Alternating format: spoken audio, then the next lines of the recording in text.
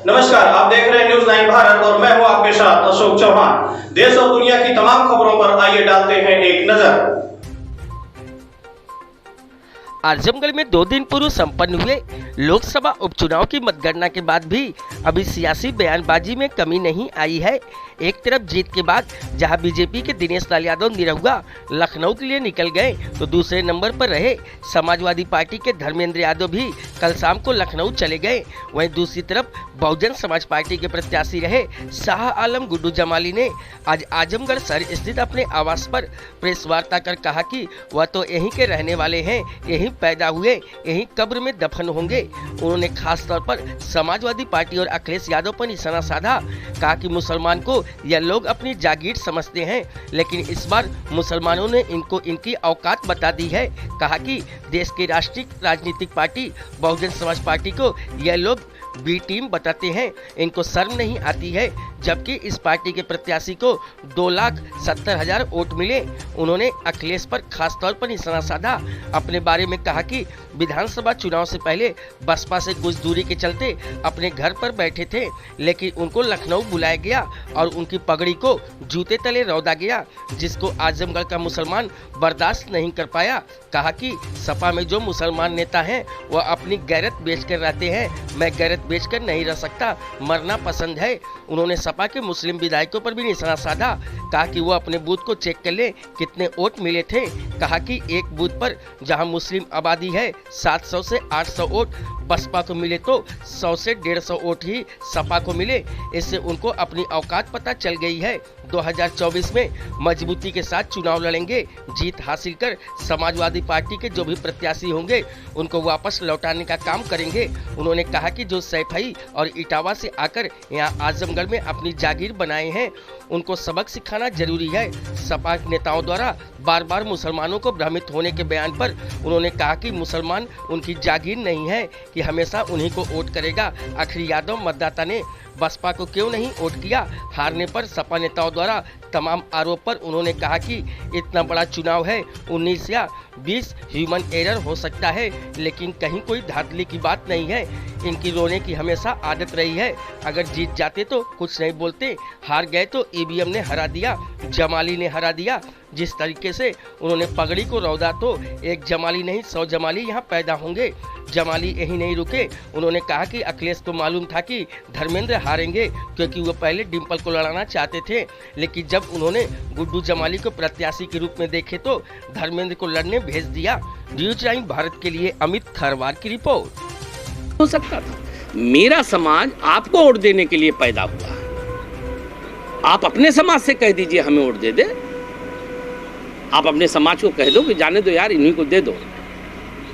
हमारा समाज अगर प्रदेश में आपको वोट देता है तो नहीं, ठीक है, और जैसे ही वोट नहीं दिया वैसे ही आप मुंह में जो आएगा बोलेंगे। तो आज मैं आपको बता दूं, इनके आने वाले दिनों में ये पार्टी नेस्तो नाबूद हो जाएगी। इसलिए हो जाएगी कि इनकी क्रेडिबिलिटी ठीक नहीं है, ये धोखा देते हैं लोग। और मुझे तो कहने में कोई आपत्ति नहीं, इनके लीडरशिप धोखा देती है। मेरे साथ जो घटना हुई थी मैं ज़िंदगी में नहीं बोल सकता। मुझे इस बात का गम नहीं है कि ऐसा हुआ, मुझे इस बात का गम हमेशा रहता है। मैं सोचता हूँ इस बात को कि अगर इतने बड़े बड़े लोग इस तरह की बातें करेंगे तो दुनिया में इंसान किस पे विश्वास करेगा। तो यही तो सबक लोग कर रहे हैं कि आपने अपमान का बदला लिया। देखो, बदला नहीं लिया, जीतने के लिए लड़ रहे थे। फिर कहूँगा, आज फिर कहूँगा, गुड्डू जमाली किसी को न हराने न जिताने के लिए नहीं लड़ रहा था, मैं अपने जीतने के लिए लड़ रहा था। और कल लड़ूंगा, इससे 3 गुना ताकत से लड़ूंगा, अपने जीतने के। कौन हारता है कौन जीता उसकी परवाह नहीं है, लेकिन हाँ, इस बात की तसल्ली मुझे है कि मेरे समाज ने मेरे साथ हुई जाति का संज्ञान लिया। इनको मालूम नहीं, इनके लोग कहते नहीं हैं, गांव गांव में कहते थे लोग। जब मैं जाता था मेरे लोग, गुड्डू भाई के साथ ऐसा हो गया, हम लोग छोड़ेंगे नहीं। ये जो इनके मुस्लिम चेहरे घूमते हैं ना, यहाँ 2 MLA और बाहर के लोग आते हैं, एक साहब बम्बई से, इनकी औकात थी तो रोक लेते ना। हमने पकड़ा था किसी को? आप मुझे बताओ भाइयों कि क्या गुड्डू जमाली ने, मैं तो एक शरीफ इंसान हूँ, मेरे पास तो कोई बाहुबल भी नहीं है कि मैं किसी को डरा धमका लूँगा। मैंने क्या किसी को रोका था? आपके अंदर हैसियत थी तो आप तो पूरे प्रदेश के जितने भी आपके बड़े नेता थे सबको आपने भेज दिया। यहाँ से लेके गाजीपुर हो, रामपुर हो, कोई बचा क्या? आप बताइए, तो क्यों नहीं रोक पाए? इसलिए नहीं रोक पाए कि सच मानने की हिम्मत नहीं है। गुड्डू जमाली का जो जनाधार है यहाँ पे, इनके किसी नेता में नहीं, ये सब फर्जी हैं। अपने मोहल्ले का बूथ नहीं जीत पाते हैं, वहाँ जाके डायलॉग मार। ये लोग अभी देखिए पिछली बार चुनाव में क्या हुआ, चुनाव सेंट्रलाइज हो गया दो पार्टियों के बीच में, भाजपा सपा में। ठीक है, यहाँ पे समीकरण के हिसाब से सपा के पक्ष में गया, एक तरफा जीत गए लोग, तो वहाँ जाके बहुत बड़े नेता बनते हैं। हम तो इतने वोटों से, कहाँ गया वो नेतागिरी, आपका जनाधार कहाँ गया? वो लहर थी, लोगों ने वोट दिया, कोई ऑप्शन नहीं था उनके पास, कोई ऑप्शन नहीं था। मैं तो कहता नहीं हूँ मैं MIM से लड़के 37,000, इनके MLA सपा छोड़ के लड़के 15,000 वोट क्रॉस कर जाए ना 10,000, तो राजनीति छोड़ देगा ये गुड्डू जमाली। आजमगढ़ में कभी चुनाव ही नहीं लड़ेगा, इनकी औकात नहीं है, लेकिन सच बोलने की हिम्मत नहीं है। अब वो बदकिस्मती क्या है कि इंसान अपनी मेहनत से आगे नहीं बढ़ना चाहता। वो कहते हैं ना, किसी ने कहा है कि आज की दुनिया में कुछ लोग अपने दुख से परेशान नहीं, दूसरों के सुख से। मुझे जो आजमगढ़ में इज्जत मिलती है, मुझे मेरा दिल बहुत दुखी रहता है इस बात से कि कुछ लोग उसी के हसद और जलन में मरे जाते हैं कि जमाली को क्यों। अरे जमाली बनो ना, मैंने किसी को रोका है? दुख सुख लोगों का बांटो, अपने आप दिल में जगह बन जाएगी। किसी के दुख सुख में खड़े होगे तो लोग अपने आप पूछेंगे, लेकिन आप अफलातून बन के आएंगे और चले आएंगे जब चुनाव आएगा कि हम तो आ गए हैं और हमारे रहते हुए कोई, तो आपको जनता ने औकात बता दिया। मैं तो अपने समाज का जितना भी शुक्रिया अदा करूं कम है। मैं धर्म जाति की राजनीति नहीं करता हूं, लेकिन हाँ, बहरहाल मुझे जिस समाज का हूं, उस समाज ने मुझे इतना हाथों हाथ लिया कि मैं उसका जितना भी एहसान ढूँ मेरे लिए कम है। क्योंकि बावजूद इसके कि इनके सारे लोग घूमते थे, सैकड़ों कहाँ से लोग आके हर गांव में रुके थे, कोई मुस्लिम विधायक कार्यकर्ता इनके यहाँ कोई भी ऐसा नहीं था जो मुसलमान समाज का था, और हर मुस्लिम समाज गांव में 10-10 लोग ना बैठे हों। लेकिन उसके बावजूद भी लोग मेरे साथ खड़े हुए।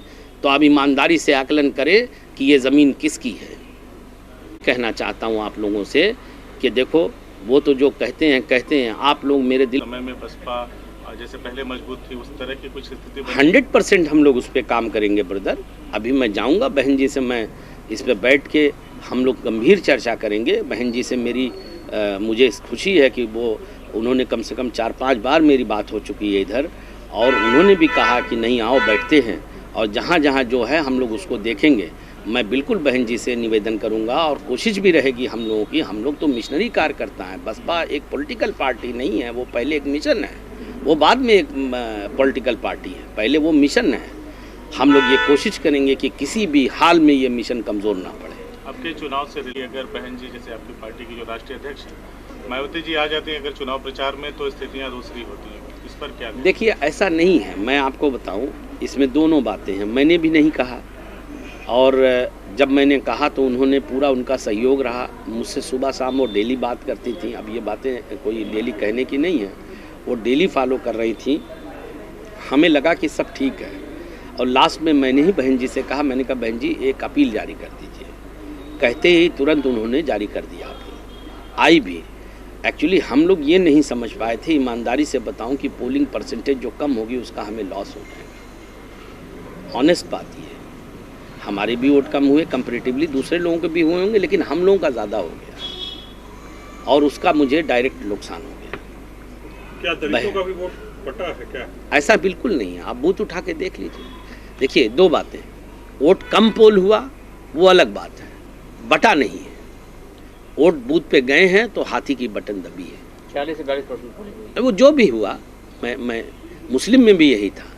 वोट कम पोल हुआ अलग बात है, गए तो 70-75% जमाली को मिला। बाकी जो ठेकेदार हैं जिन्होंने पट्टा लिखवाया था, वो तो खुरचन जो बचा उनको मिल गया कहीं। वो भी मैं अपील करूंगा अपने लोगों से कि खुदा के लिए उसको भी बंद कर दो। सही और गलत को समझो। ये लोग आपके हितैषी नहीं हैं, ये लोग खाली, मैं पूछता हूँ कि क्या हम वोट देने के लिए बने हैं? जब हम वोट दे दें इनको तो बहुत अच्छा, क्यों नहीं मुस्लिम समाज के लोगों को भेज देते हैं?